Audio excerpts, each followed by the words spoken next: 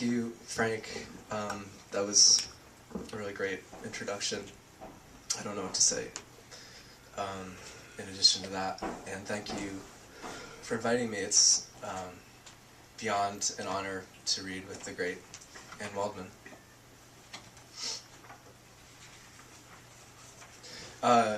This book came out this winter, and it's weird to have a book because I've had little books for a long time, but this feels like something different. And it's really divided into a few different sections, which you can see for yourself if you take a look at it. The first being a somewhat traditional manuscript of poetry that for a long time I was circulating among friends and colleagues to get feedback about, and which, you know, after years found a publisher. The other two sections, main sections, being a series of prefaces, essays that I was kind of compulsively writing while the book was pending, and another section which consists of feedback, which are texts by the dedicatees of the poems. Most of the poems in that original manuscript are dedicated. So I've read very little from this book, and what I'd like to do tonight is just to read the entire first section of the poetry manuscript, which is called Our Insalvageable. And the poetry manuscript has an inscription which is from the Italian philosopher Giorgio Agamben. It is the unredeemable that makes salvation possible.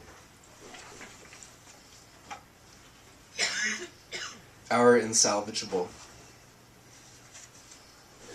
We gave our limbs, we gave our throats, we gave our eyes to it, and this is not a voice for the dead. Organs float without bodies, impossible to imagine we were anything other than this. Song getting sung for the numerous. For the numinous we are wastes. The world is laid waste in reverse when we imagine other uses for I, and we the way they became weapons and speak for what they shouldn't. What they are not, this gift unaccountable of what a body can do. We know too much, we do not know what use to put it to, so this is more terrible than anything we know.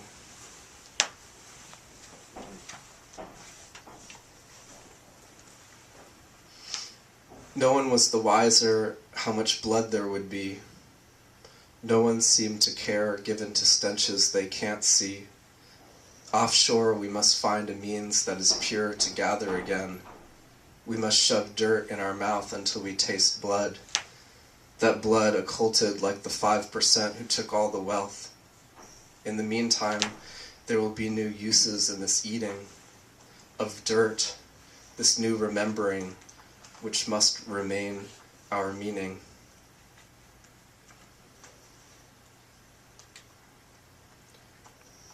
If that fire would burn, or if we were ignited to, that place over your head, no longer forced to rule, where no rocks are, this is not a game, or no one was, that anyone could come back, these images flood me. A body there and certain selves, I heard your voice at once, so there was no more world to tell about.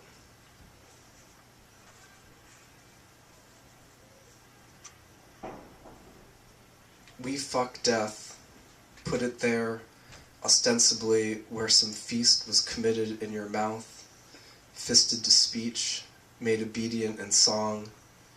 Gesturing death presents its own challenge.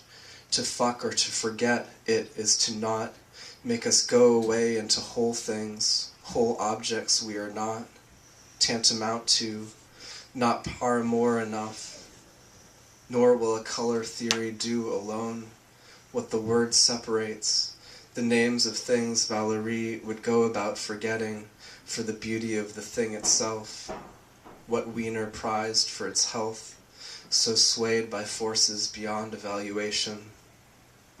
What elements of twice dying suck, face, filtrate, and funnel a funeral blood down, where naught was only salvageable, the mouth was taken up as a thing of degrees, as desire's ways are only its own. And we are not one subject yet.